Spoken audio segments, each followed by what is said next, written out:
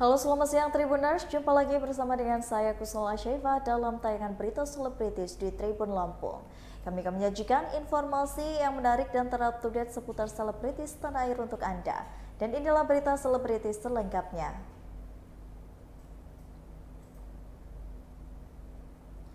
Berita pertama datang dari Dito Mahendra yang mangkir lagi di persidangan Nikita Mirzani. Dito Mahendra kembali mangkir dalam sidang yang dijalani Nikita Mirzani atas laporannya terkait kasus pencemaran nama baik. Jaksa penuntut umum sendiri mengatakan sudah menyampaikan surat pemanggilan terhadap Dito Mahendra untuk hadir di sidang yang dijalani oleh Nikita Mirzani. Menurut Jaksa penuntut umum, Dito Mahendra tidak bisa hadir lantaran masih menjalani perawatan di rumah sakit. Berdasarkan keterangan yang didapat Jaksa penuntut umum di perawat yang menangani Dito Mahendra, pria yang dikabarkan merupakan kekasih Nindya Ayunda itu terkena penyakit demam berdarah. Seperti yang diketahui, Nikita Mirzani kembali menjalani sidang kasus pencemaran nama baik melawan Dito Mahendra.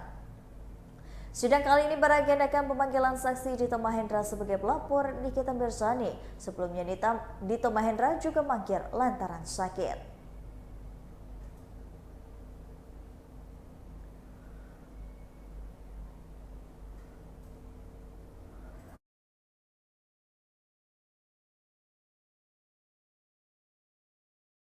Nggak usah.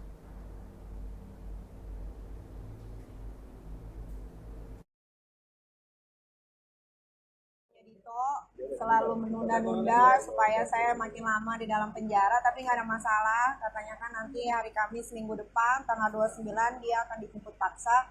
Mudah-mudahan itu terrealisasikan penjemputan paksa itu ya, karena kan katanya harus pakai mobil polisi juga. Jadi saya juga mau lihat bagaimana kinerja polisi Serang bisa menjemput paksa seorang Dito Mahendra.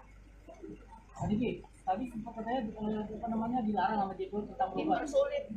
Iya, kalau itu Bapak Edward tuh selalu dipersulit saya kalau mau ke rumah sakit, bilangnya pura-pura terus gitu sampai benar-benar sakit banget. Baru kemarin akhirnya bisa dirujuk dan akhirnya dia sendiri pun melihat hasilnya, ternyata betul di daerah tulang belakang itu terjadi pengapuran yang mengakibatkan ada tulang tumbuh dan penyempitan sehingga peredaran darah dari leher ke kepala saya tidak berfungsi dengan baik sebelah kiri. Mungkin harus lumpuh dulu kali, baru orang Serang ini mau membantarkan saya kali, atau tunggu gimana dulu, saya nggak tahu. Itu cuma dia sama Tuhan yang tahu. Tadi kecewa sampai apa pukul Nick gitu kan Niki? Enggak, itu kesenggol. Kan gue Wonder Woman, nggak usah nyentuh aja udah bisa kebanting orang. Sampai berkas tadi lempar berkas juga kan? Iya, itu juga cuman nggak sengaja kesenggol itu.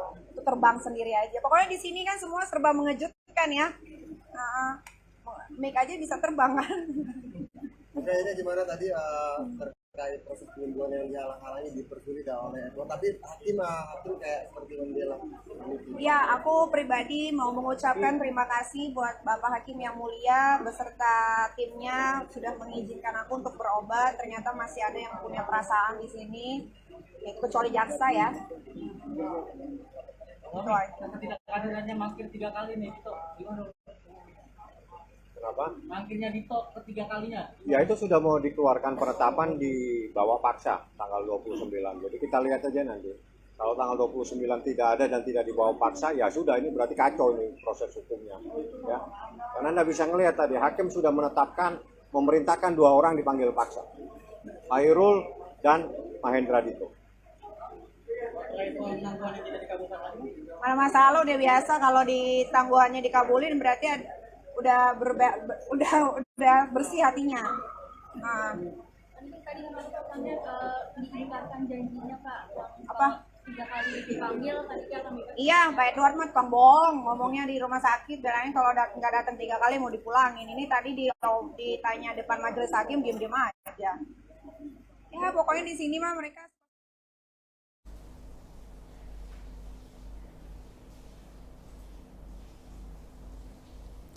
Berita selanjutnya, tak muluk-muluk. Ini harapan dari Cakra Khan di tahun 2023 mendatang. Penyanyi Cakra Khan tidak memiliki banyak kehendak dan juga muluk-muluk untuk tahun 2023 mendatang. Cakra Khan hanya berharap agar kiprahnya di dunia musik tetap langgeng, terutama di Ia berharap konser yang akan berlangsung di Malaysia pada Januari 2023 bisa berjalan dengan lancar. Cakra Khan terlihat antusias dan percaya diri dengan konsernya nanti. Ia pun memperkirakan persiapannya sudah rampung sekitar 70% hingga 80%. Cakra Khan juga berani menjamin bahwa penonton tidak akan kecewa dengan konsernya nanti karena ia akan membawakan lagu-lagu pamungkasnya. Berikut wawancara dengan Cakra Khan.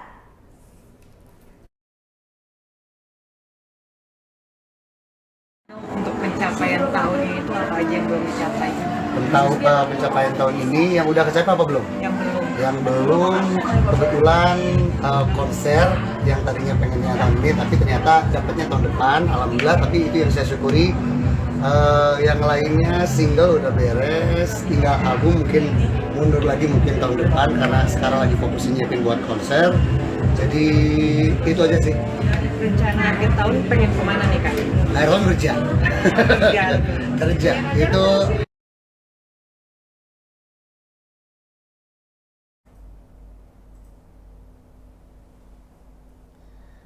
Hari Raya Natal, Delon Thamrin pilih terima pekerjaan pada tanggal 25 Desember di Kendari.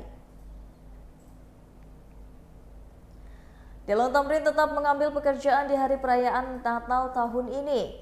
Delon memilih menyanyi di sebuah gereja di kota Kendari, Sulawesi Tenggara.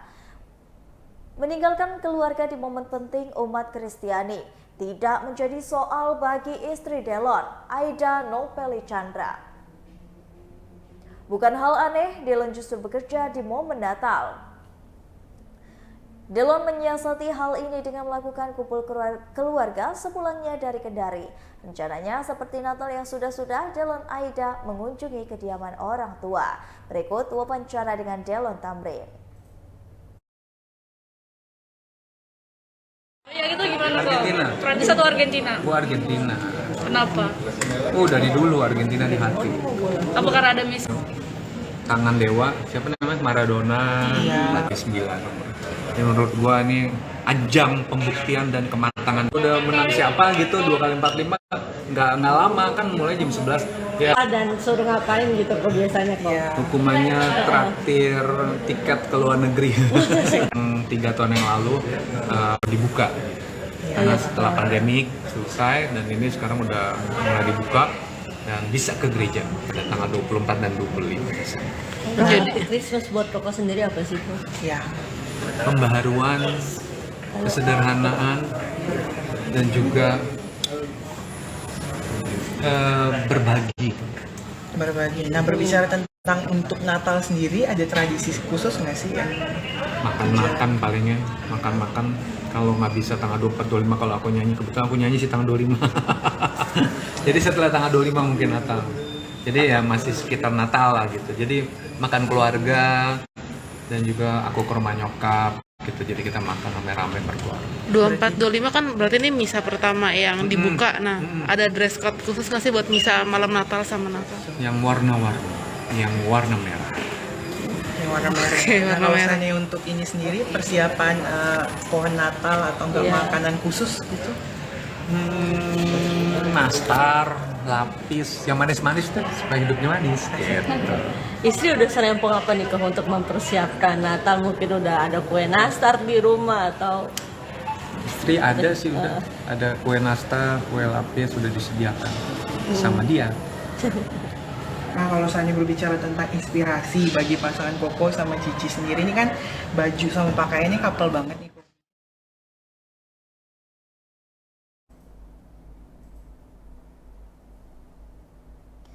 Berita selanjutnya datang dari Ustadz Zaki Mirza yang menggelar pameran artefak kangen Rasulullah. Ustadz Zaki Mirza menggelar pameran artefak kangen Rasul di Masjid Agung Atin, kawasan TMII, Cipayung, Jakarta Timur.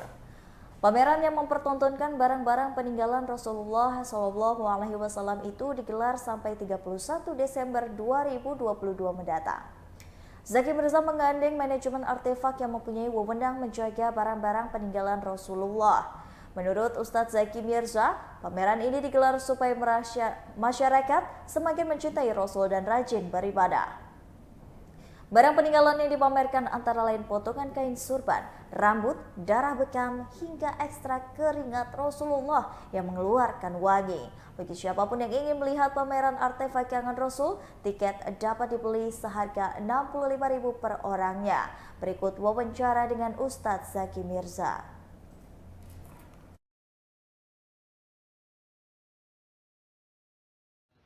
Kawan, makasih semuanya. Alhamdulillah kita baru saja membuka secara resmi satu acara dengan nama Kangen Rasul. Karena acara ini adalah pameran peninggalan benda-benda peninggalan baginda Rasulullah SAW dan para sahabat.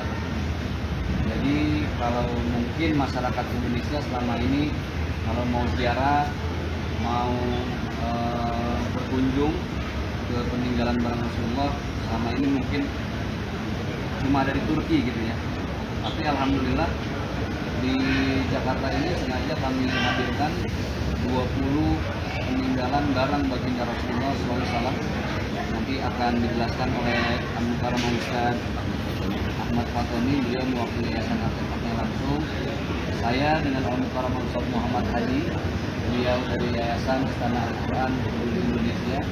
Kemudian ada ayahanda kami, ini ayah dari Pekanbaru, beliau Batka Raja, Ayah Tiris, dan ada sahabat-sahabat, ada jemaah. Ini ada yang support kami dari Insitur, alhamdulillah.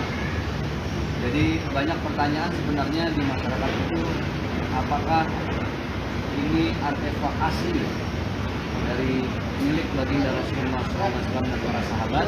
Itu bukan wilayah saya, bukan wilayah Ustaz Muhammad Hadi saja, tapi itu akan dijelaskan oleh yang berwenang, yaitu Al-Mukarram Al-Ustaz Ahmad Fatoni. Kalau ada yang tanya seperti itu, gimana nih Ustaz masalah keasliannya? Kenapa ada tersertifikasi? Jadi biasanya yang sudah namanya artefak itu tersertifikasi. Kalau belum tersertifikasi bukan artefak, karena angka jumlah. Jadi sertifikasi itu kalau untuk artefak itu ada 4 ya. Pertama dari ahli arkeolog, dari sejarah, sertifikatnya itu. Yang kedua juga dia punya lab, ada sanadnya, sanad. Yang terakhir dia ada insurannya, jadi insuran etika. Jadi kalau kita ingin tahu artefak itu memang standarisasi internasionalnya asli, 4 item itu ada yang besar. Supaya masyarakat tidak ragu, makanya jangan sekali dipublikasikan ini sehingga biar masyarakat paham. Sebenarnya seperti orang ke Mekah Madinah juga, Ka'bah juga artefak. Madinah juga artefak pun nggak bisa dicintain. Jadi kan bisa dicintain.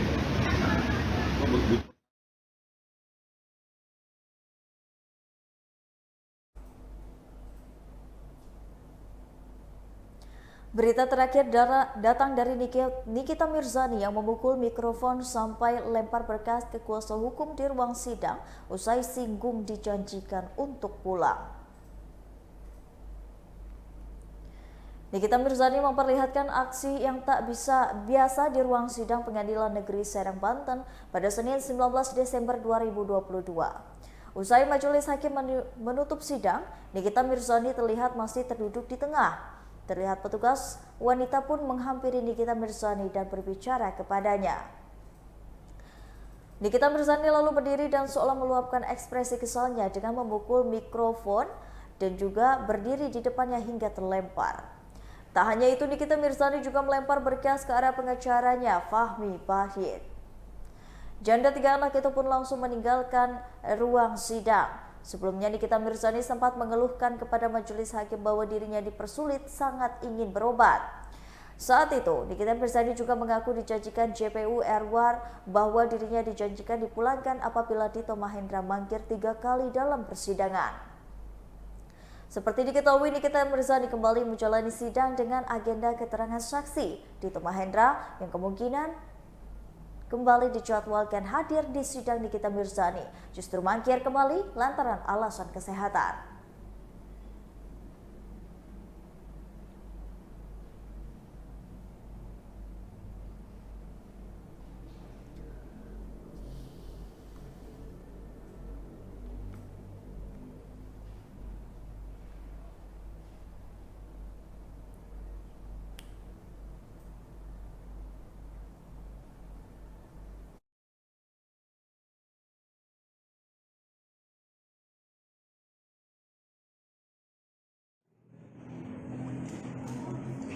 Kenapa sih?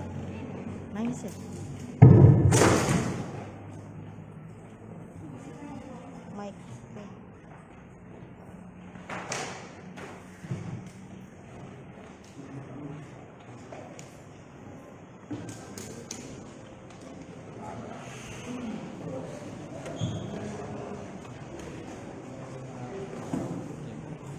Makanya.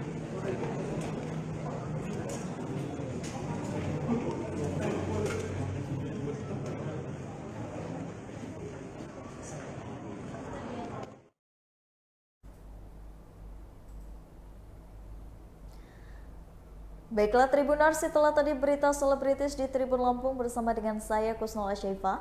Jangan lupa untuk terus saksikan video selengkapnya di YouTube Tribun Lampung News Video, Facebook Tribun Lampung, Instagram Tribun Lampung, dan juga TikTok Tribun Lampung untuk bisa mendapatkan informasi ter-up-to-date lainnya. Selamat siang dan sampai jumpa.